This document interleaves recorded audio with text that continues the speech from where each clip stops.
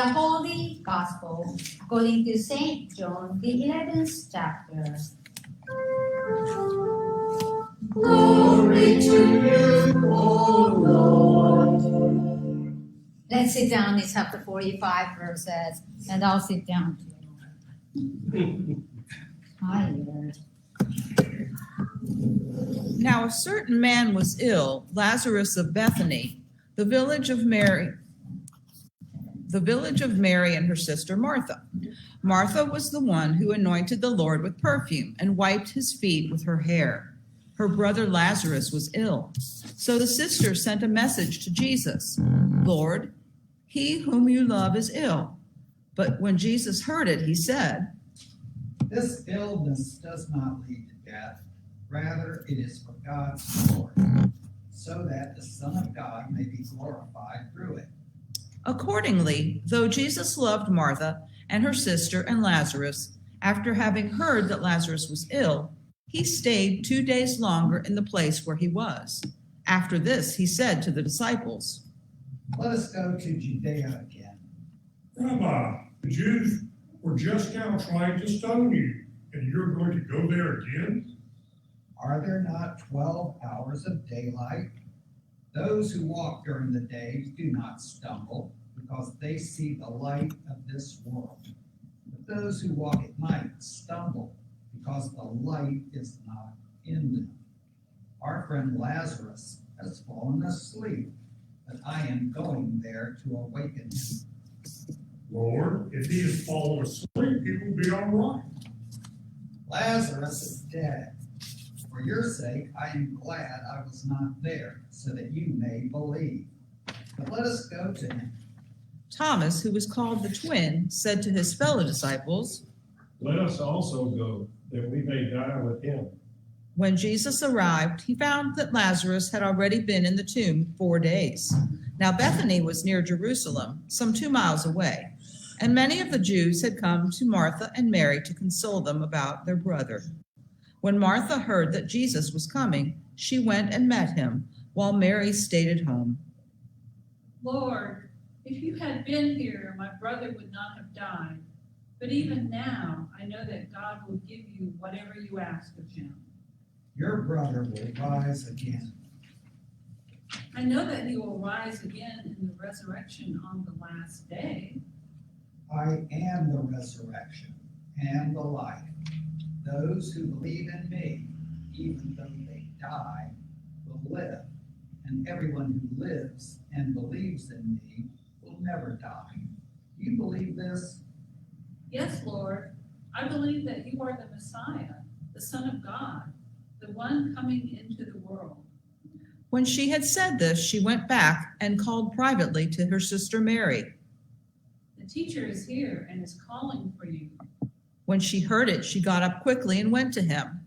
Now Jesus had not yet come into the village, but was still at the place where Martha had met him. The Jews who were with her in the house, consoling her, saw Mary get up quickly and go out.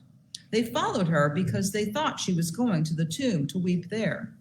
When Mary came where Jesus was and saw him, she knelt at his feet.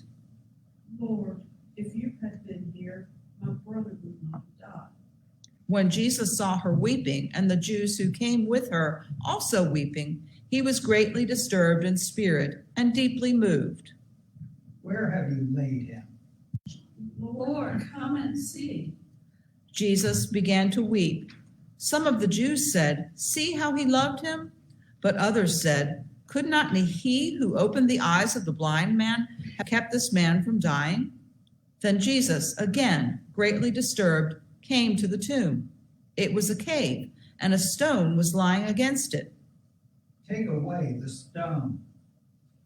"Lord, already there is a stench because he has been dead for 4 days." Did I not tell you that if you believed, you would see the glory of God?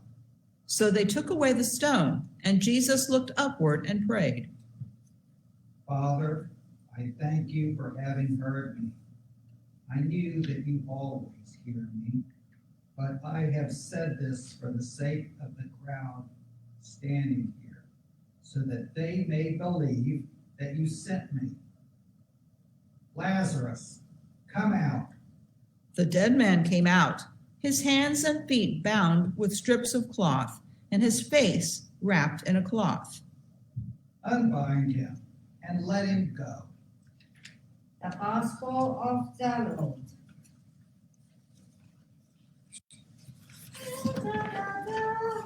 Praise to you, O Christ. I know. The part of the last part of the actual gospel reading of the Miho doing things. Thank you. Thank you. You guys really read pretty well. Bill. Good Jesus. I did good casting. Yes, yes, you did a very good casting. And thank you, Bettina, for flipping all the cameras. I totally forgot, so I went to see Irving Tuesday or something on my way back from my meeting from the Barnwell. And Irving said, I'm watching and I can see Arthur in the service. And then I estimate the way you guys are singing. If that sounds really small in the songs where you guys are singing, it must be a small crowd. But he said, he's also mentioned that I wish sometimes Bettina will turn the cameras around and I can see more people. And actually you did, even I forgot to mention. So Irving, you saw more people today. We have some out here. And if you want Irving to see, sometimes you sit in the more front in there, you dance in the middle sometimes. Then he can see you. But no, he said he and Miho was doing pretty okay. It's a more ways to go for recovery. That's what it was. So when God speaks, something happens. I think that's something I think of. So I wrote the sermon, with a lot of scratches and changing around of the things. And the reading itself has powerful. Sorry, author, I have not quite write it down. Do you think you can follow okay? Yeah. I'll try my best. Because when God speaks, if nothing else you can remember from this sermon, just remember, when God speaks, something happens. When God spoke to the dry bones, you heard the story that the dry bones come together, like the song, which I don't know, which my husband's know, like Demon story, the songs which I have no idea what everyone talks about. But when God speaks, dry bones come together, and when God speaks the breath to come, they become a living thing. So it's in the gospel reading. When God speaks to the dead man Lazarus, he comes out from the grave and living again. And Jesus said to Lazarus, come out. And when he came out, and he said to the others, unbind him. Let him go free. Unbind him. So that was one of the things that was stuck in my head. After Kathy showed me the pictures from the Wild Woman retreat.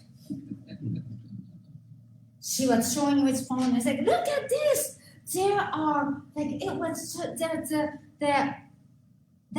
the woman seriously went wild at the Wild Woman's retreat. If you have question and doubt about that, you can talk to Kathy or Sharon. They can tell you. So Kathy was telling this story of that there was a time, I think they do the Bible study or something too as well, the craft or something. like the regular campers do, but there's like the one time that they have like the open mic day or something, so that the woman can decide whatever they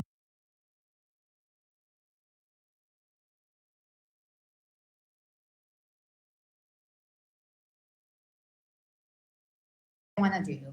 I think the concept sounds like that, whatever it is. And the pictures she was showing, like, oh, the people, the women put the linens and sheets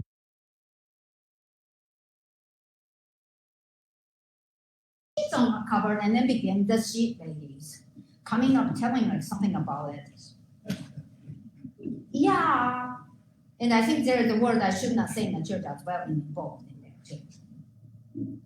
And then some ladies put like this blue tablecloths and making like the pool or something, and then look at Sharon does like that. They start synchronizing swimming. Synchronizing, thank you. Yeah. Women were wild. That is really unbinding. Think about our lives, there is a lot of responsibilities, duties, chores, things we need to do, the mouths to feed, the dogs to take to the walk, and deal with the adolescent cat if you have like that one like mine. Or sometimes declining health really bound us what we can do, or more than what we want to do.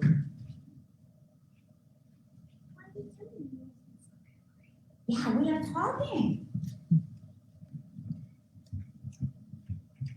But our God,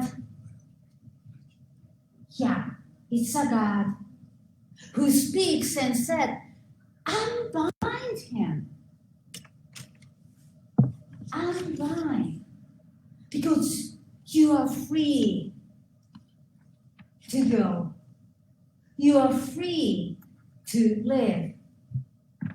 You are free because that's the way God created us. So it's the way God intended to create us to be free.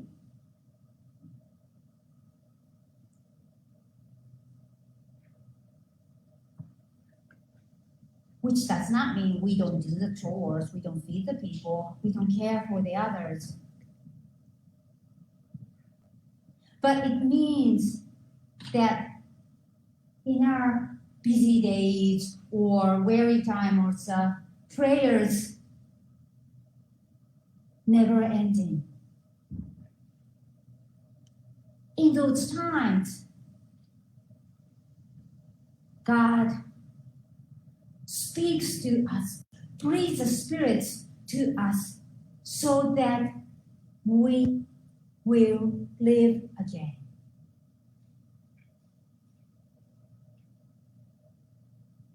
And our loved ones will live again. That may appear in different ways, I think. It could be gathered with the other wild women to really say, life is not that bad sometimes.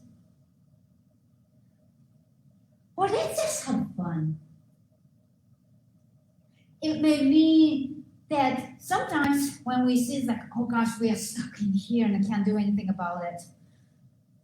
And those times you receive the phone calls, email messages, text messages, visiting, to remind that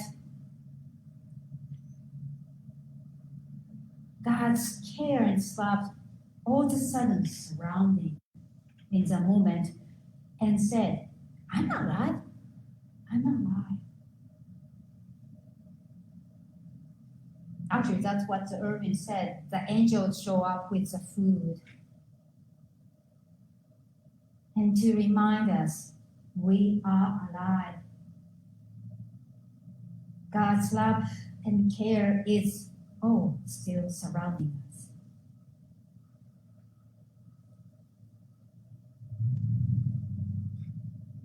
When God speaks, when we live in a weary land, something happens.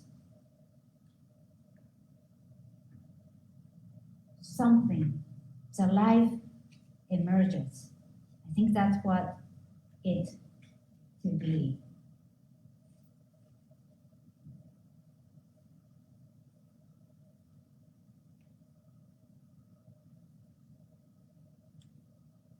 I wish I had more words and more the story I can tell you today, which I don't.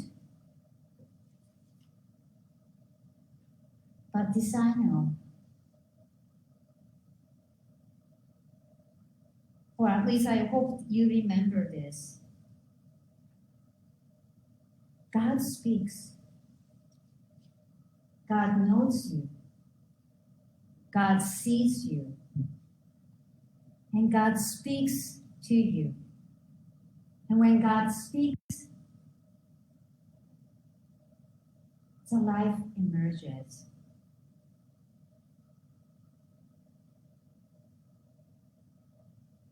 And from that point, I'm sorry, I just leave God to speak to you from the rest of the day.